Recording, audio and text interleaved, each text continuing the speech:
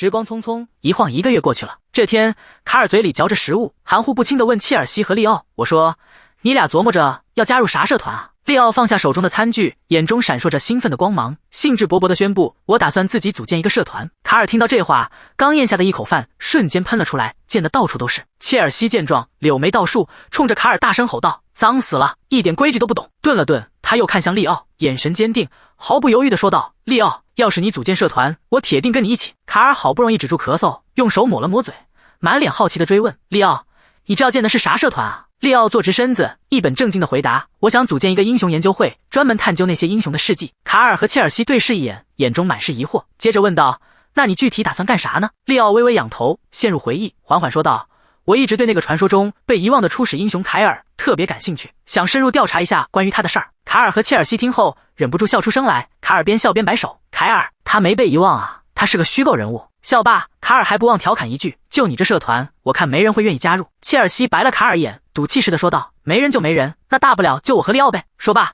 他立刻转向利奥，大声宣告：“利奥，我加入！”就在这时，一阵嘈杂的脚步声传来，几个学生一路小跑冲到窗边，兴奋地大喊：“他们回来了！”卡尔一拍脑袋，懊恼地说：“哎呀，我都忘了今天是啥日子了。”切尔西一脸茫然，扯了扯卡尔的衣角，问道：“什么呀？你倒是说清楚。”卡尔站起身来，快步走向窗边，解释道：“今天是5年级的学长学姐们完成英雄地下城探索凯旋而归的日子。这些学长学姐们可都是咱们学院的精英，每次探索地下城都能带回不少珍贵的东西，可牛了！”众人听闻，纷纷好奇地跟在卡尔身后，朝着窗边涌去，都想一睹学长学姐们的风采。传闻中，英雄记录的碎片零零散散地分布在世界各个角落，时不时的就会因一些异常情况而催生出地下城。人们把这类地下城称作英雄地下城。卢梅伦学院会派遣高年级的学生前去清理这些地下城，然后将英雄记录的碎片找回来。每次执行这样的任务，他们起码要离开2周的时间，有时候甚至会超过1个月之久呢。利奥猜测他妈妈当年或许也经历过类似的事儿。切尔西看到那些高年级学生归来的阵仗后，惊讶不已，不禁赞叹道：“这些肯定都是咱们卢梅伦学院里最厉害的学生呀！”卡尔听了，先是清了清嗓子，然后开始逐个介绍起那些学生来。他说道：“走在最前面的那位，浑身肌肉发达，是来自东方的利扎莫阿学长。在他旁边的呢，是位南方女子，名叫塞奥尔特鲁阿扬。还有那边那个戴着兜帽，脸色看上去略显苍白的，是乌尔塔学长。不过啊，好像还有个人我没瞧见呢。”就在这时，突然有人把手搭在了利奥的背上。卡尔没有发觉，还在接着说：“卢梅伦学院最顶端的学生会长李斯，这会儿却没在这儿呀。”可等他俩回过身来一看，却发现利奥居然不见了踪影。这可把卡尔和切尔西给弄懵了，他俩面面相觑，心里直犯嘀咕，都在纳闷利奥到底跑到哪儿去了呢？原来利奥是被塞利亚不由分说的带走了。利奥一脸茫然，边走边问：“这是怎么回事啊？你先放开！”塞利亚脚步匆匆，解释道：“学生会长想见你，我得带你去卢梅里亚城一趟。”利奥越发疑惑，追问：“学生会长是谁？为啥要找我呀？”塞利亚无奈地叹了口气，瞥了他一眼说：“你对学校相关的事情真的是一点都不感兴趣啊，去了你就知道了。”二人很快抵达一家餐厅，塞利亚和利奥找了张桌子坐下。塞利亚环顾四周，小声嘀咕：“真不知道会长为啥挑这地儿。”话音刚落，塞利亚的眼睛瞬间亮了起来，脸上绽放出灿烂的笑容。他一眼看到餐厅里的哥哥，立刻飞奔过去，像只欢快的小鹿，一头扎进对方怀里。他哥哥，也就是学生会长李斯，轻轻拍着塞利亚的后背，笑着对利奥说：“很高兴终于见到你了，利奥，听说你想研修所有专业，勇气可嘉呀。”众人落了座，饭菜很快上桌。李斯热情地招呼大家：“快尝尝，看看这饭菜合不合口味。”利奥尝了一口，点头称赞：“味道挺不错的。”这时他不经意间看向塞利亚，发现他的表情有些古怪。只见塞利亚盯着餐盘里的食物，犹豫再三，才缓缓将一小口食物送进嘴里。下一秒，塞利亚脱口而出：“这东西也太好吃了吧！”李斯见状，不禁笑出声来。这可是我一直想等塞利亚来卢梅伦后带他来尝尝的餐厅呢。他又转过头看着利奥，眼中满是好奇：“你就是我姑姑的儿子？”利奥反问道：“李斯，你以前见过我妈妈没有？”李斯放下餐具，回忆片刻，说道：“小时候见过几次，姑姑在上学的时候就特别出名。”利奥顿了顿，追问：“我妈妈到底做过啥事儿，能这么有名啊？”李斯兴致勃勃地讲起来：“那可多了去了，他干的好多事儿都成传奇了。就比如说，有一回他觉得宿舍餐厅的甜点做得太难吃，二话不说，直接召集了所有学生，浩浩荡荡就闯进了校长办公室，那阵仗可大了啊！”塞利亚惊讶的下巴都快掉了，他瞪大了眼睛，难以置信地说：“原来咱们的姑姑就是那次著名事件的主角啊！”众人你一言我一语，继续闲聊着。一顿饭在欢声笑语中结束。吃完饭，利奥心满意足地靠在椅背上，由衷的赞叹：果然，李斯不愧是卢梅伦最强的，照这势头，成为英雄也就是早晚的事儿了。李斯笑着提议道：“要不要去吃点甜点？”“好啊，好啊！”塞利亚一听，眼睛放光，高兴得差点蹦起来。李斯站起身，对他们说：“你们在外面等等，我进去结账。”说着，他伸手去掏钱包。就在这时，他眼角的余光瞥见一个碎片在微微震动，他不禁一愣，满心纳闷，这是怎么回事？画面一转，来到了教室。此时的教室里十分安静，只听见伊利亚娜大声问哈林德教授：“教授，我有个问题。”哈林德教授抬起头看着他，一脸无奈：“让我们听听，你这次又有什么可怜巴巴的问题？”伊利亚娜大声喊道：“为啥咱们班还没选班长呀？我听说其他班都已经选好了。”泰德也在一旁附和：“我也听说了，就咱们班还没动静。”哈林德教授一拍脑袋，这才想起来：“哎呀，我都把这事儿给忘了。”说着，他转过头看向利奥，吩咐道：“利奥，你当吧。”利奥一脸平静，没啥特别的反应。伊利亚娜忍不住问：“咦，那算什么啊？”泰德一本正经地说：“按道理应该民主投票来选吧。”哈林德教授也不啰嗦，直接把一摞纸啪的一声放在桌上，对利奥说：“班长，拿去整理一下。”伊利亚娜聪慧过人，一下子就明白教授的意思了，撇了撇嘴，心里清楚这活儿不好干，便明智的闭嘴，不再吭声。这时，校园广播突然响了起来：“同学们请注意，一会儿将开展英雄研究联合课程，请所有1年级学生前往礼堂集合。”利奥听到广播，立刻站起身来说道：“教授，我们是不是该准备出发了？”哈林德教授坐在一旁，手指轻轻一打响指，脸上带着几分赞许，点头称赞道：“不愧是咱们的班长，反应就是快。”卡尔刚走到门口，不经意间回头一瞥，发现后面不远处站着一个人，正是克洛伊。此时的他面容憔悴，双眼透着浓浓的疲惫，脚步也略显虚浮，仿佛被抽干了所有精力。克洛伊看到卡尔，勉强挤出一丝微笑，轻声问道：“卡尔，你有没有疲劳恢复药剂啊？我想买一些，这几天实在是太累了。”卡尔见他这副模样，心中不禁泛起一丝同情，毫不犹豫地将自己身上所带的药剂一股脑全掏了出来，递给克洛伊，说道：“你都拿去吧，看你累成这样。”利奥走上前，目光关切地看着克洛伊，微微皱眉说道：“这才刚开学没多久呢，你怎么把自己折腾成这样？感觉你太拼命了。”克洛伊接过药剂，仰头一口气将其喝完，然后用手背擦了擦嘴角，深吸一口气，努力让自己看起来精神一些，故作轻松地回应道：“我没事，就是最近事儿有点多，休息一下就好了。”说完，他便快步离开了。卡尔望着克洛伊离去的背影，不禁微微摇头，感叹道：“他能成为魔法理论课的尖子生，果然是有原因的。这股子拼劲，一般人还真比不了。”切尔西站在一旁接话道：“估计克洛伊没办法不焦虑，你想想，利奥这家伙一旦掌握了最新的魔法潮流，说不定在魔法理论方面都能迎头赶上他了，他心里能没压力吗？”卡尔向身旁的切尔西抛出一个问题：“你说，当个第2名有啥不好的？”话音刚落，切尔西带着几分嗔怒看向卡尔，毫不客气地说：“你个笨蛋，他可是高塔魔法师，我是个战斗法师，所以我不在乎在理论方面落后，但是魔法探究与研究可是魔法师高塔的核心所在啊，他的自尊心受到威胁。”说罢，切尔西目光灼灼地盯着卡尔，质问道：“卡尔，有时候我都怀疑你到底是不是魔法系的。”卡尔耸了耸肩，一脸坦然，理所当然地回应：“我当然是魔法师啊，我平日里可都靠着魔法谋生呢。我想实体魔法就是我的骄傲所在吧。”就在两人你一言我一语，争论得不可开交的时候，克洛伊恰好路过，不过他也没多做停留，只是轻轻摇了摇头，便悄然走开了，仿佛不想卷入这场无端的争论之中。镜头一转，画面悄然切至校长的办公室，李斯正在校长办公室里向加里安汇报这次任务的结果。那张英雄书页真的有反应了？加里安看着盒子里的一小片破损英雄记录书页说道。李斯神色凝重，郑重点头：“是的，这是一张受损极其严重，本不该有反应的书页，但它确实有了反应，而且之前周围也没有什么遗物。”加里安眉头紧锁，沉吟片刻后又问：“那在这之后，他还有没有再出现异样？”李斯摇了摇头，之后就一直很平静，再没了动静。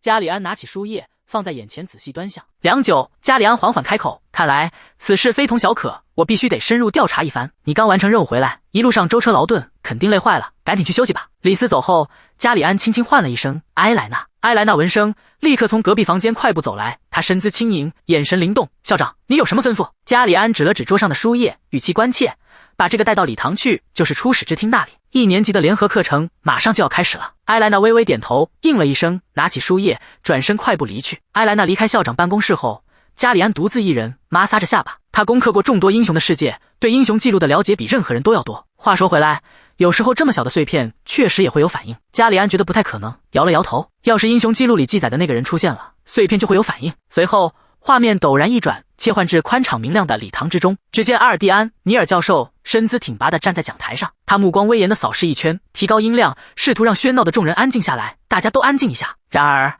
台下的学生们却仿若未闻，依旧叽叽喳喳地说个不停，嘈杂声此起彼伏，丝毫没有停歇的迹象。阿尔蒂安教授见状，不禁柳眉倒竖，眼中怒火中烧。刹那间，一股强大且凌厉的气场从他周身释放而出，如同一股无形的风暴，瞬间席卷整个礼堂。他怒目圆睁，声色俱厉地吼道：“你们要是不想挨揍话，就立刻给我闭嘴！是不是都活得不耐烦了？想死吗？”说罢，他还故意恶狠狠地看向台下一名学生，咬牙切齿地撂下狠话：“你再不听话，我现在就下去宰了你！”那名学生吓得脸色惨白，头摇得像拨浪鼓一般。阿尔蒂安教授见众人依旧没有彻底安静，更是气得暴跳如雷。他在讲台上不停地踱步，双手在空中挥舞，扯着嗓子大喊：“你们这些家伙怎么就这么不听话？非要逼我动手是不是？”过了好一会儿，周围终于渐渐安静下来。阿尔蒂安教授像是突然回过神来一般，神色瞬间从盛怒转为平和，脸上重新浮现出亲切的笑容。他优雅的微微欠身，向台下众人温柔的道谢：“谢谢大家配合，安静下来就好。”台下有几个胆小的孩子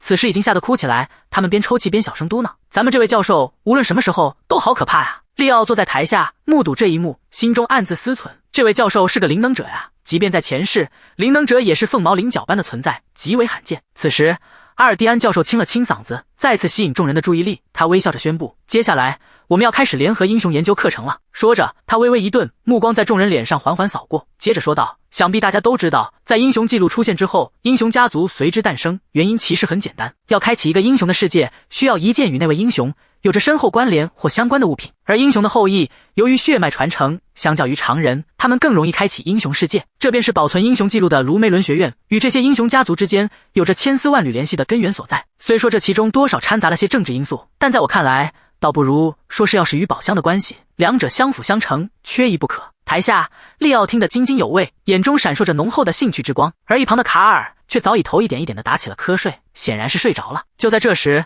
埃莱娜步伐轻盈地走进了礼堂。阿尔蒂安教授微微点头示意后，继续面向台下的学生们提问：“大家现在是否明白英雄研究这门课程为何如此重要了呢？”他目光温和地扫过众人，语重心长地解释道：“英雄研究很重要，因为它能让我们找到通关英雄世界的线索，或者了解更多与之相关的信息。随着你们升入高年级，你们将会选择一位英雄来继承其力量，并尝试通关那位英雄的书页。”埃莱娜稳步走上前，手中小心翼翼地捧着之前那张神秘的书页。阿尔蒂安教授见状，伸出手轻轻接过，同时向大家介绍：“这可是咱们卢梅伦学院5年级学生历经艰辛从神秘之地带回来的英雄碎片，珍贵无比。”说着，他将书页稍稍举起，向众人展示。果不其然，台下的学生们看到书页的瞬间，眼中都闪烁着兴奋与好奇的光芒，交头接耳的议论声此起彼伏。阿尔蒂安教授嘴角勾起一抹淡淡的笑意，他故意卖了个关子，只是稍稍打开一点书页，让大家刚刚能瞥见其中一角，便又迅速合上，狡黠的眨眨眼说道：“不过呢，在大家有机会亲身体验这碎片的神奇之前，每个人都得先说一说自己渴望成为什么样的英雄。”塞利亚率先站起身来，身姿挺拔，眼神坚定，他掷地有声地说道：“我想成为一名超越家族先辈的骑士，为家族荣誉再添辉煌。”紧接着，克洛伊也站起身来，他推了推眼镜，不紧不慢地开口：“我期望能够编写一本只包含自己原创法术的法术书，在魔法领域开辟出属于自己的新天地。”就这样，同学们一个接一个地站起来，分享着自己心中的英雄抱负。就连平日里看起来有些散漫的卡尔，此刻也难得的端正坐姿，认真说道：“我想为英雄们提供帮助，成为他们背后坚实的后盾。”阿尔蒂安教授微微一愣，随即展颜笑道：“卡尔，你这份想要支持英雄们的心意很棒，相信你定能发挥独特的作用。”轮到利奥时，他不慌不忙地站起身，神色平静，却又透着一股坚定，大声宣布：“我的目标是彻底消灭厄瑞波斯。”此言一出，全场顿时一片哗然。阿尔蒂安教授瞪大了眼睛，满脸惊讶，卡尔和其他教授们也都面露惊愕之色。阿尔蒂安教授过了片刻才回过神来，惊叹道：“那可是个了不起的目标。好的，下一个来说说看。”利奥的话引得大家哄堂大笑，同学们纷纷调侃说他太异想天开了，但又觉得对于一个新生而言，有这样大胆的想法倒也说得通。赛德根问哈林德他怎么看，哈林德说利奥从来不会口出狂言，所以有点可怕。厄瑞波斯被分割成几块并封印已经有上千年了，这些年来他多次复活，仅仅是其中一块碎片复活就能带来灾难，可利奥居然还梦想着消灭厄瑞波斯。此时阿尔蒂安教授轻咳一声说道：“在今天的课程中，我们要阅读英雄记录的页面，推断出这属于哪位英雄的页面，然后制定攻克那位英雄世界的策略。在此过程中，为了预防可能出现的各种意外情况，所有教授都会在一旁密切观察，所以同学们千万别捣乱，一切都要听从指挥。话音刚落，学生们顿时炸开了锅，一个个激动得满脸通红，开始交头接耳起来。终于要开始了，盼了这么久，总算能见识见识真正的英雄记录了。阿尔蒂安教授微微扬起下巴，目光扫过台下众人，随后提高音量，沉稳有力地说道：接下来请每个班的班长上前。随着他的话音落下，只见塞利亚身姿挺拔，步伐矫健地率先迈出，利奥神色平静，目光中透着几分深邃，不紧不慢地跟在其后。阿巴德昂首挺胸，带着几分豪迈之气大步走来，陈诗雅则轻盈灵动，如同一只优雅的小鹿般走上前。待众人站定，阿尔蒂安打开了盒子，这次我们取回了2份英雄记录，当然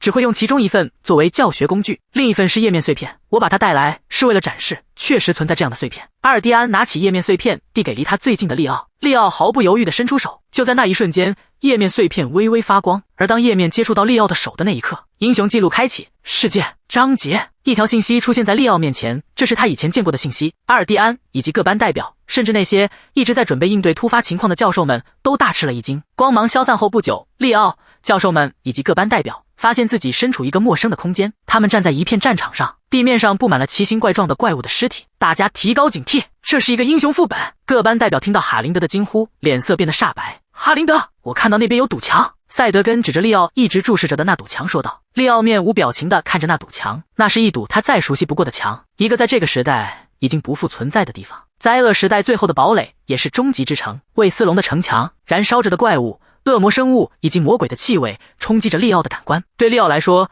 这景象刻骨铭心，是他无法忘却的记忆。如果是在那个时候，如果他没记错的话，他应该会听到这样的话：是的，凯尔，我的愿望确实很愚蠢。是的，我的愿望确实很愚蠢。听到身后传来的声音，教授们和各班代表都惊讶地转过头，他们不由自主地倒吸一口凉气。出现在他们面前的是一位声名显赫的人物。利奥机械地把头转向声音的来源，那个女人说话时带着和从前一样坚定不移的信念。但是我们会拯救世界的。在这个时代，他被称为智慧之王黑龙。利奥激动不已，大声喊出一个名字：李希纳斯。听到利奥的呼喊，李希纳斯露出了淡淡的微笑。哗啦！与此同时，他们周围的世界开始崩塌。眨眼间，他们发现自己又回到了礼堂里。教授，刚才发生了什么事？学生们用颤抖且惊慌的声音问道。哈林德冷静地做出决定，暂时下课，大家请保持冷静，有序离开礼堂。听到这话，助教们引导着学生们往外走。利奥站在那里，目光紧紧盯着手中的英雄记录页面碎片。他知道这页面属于谁，凯尔的页面，这是我的记录。画面一转来到了教室，你见到智慧之王了吗？太不可思议了，这可是件大事啊！他和李希纳斯大人的英雄记录有关吗？由于英雄学院发生的这起事件，整个年级都陷入了混乱。当其他学生都在热烈讨论、反响强烈的时候，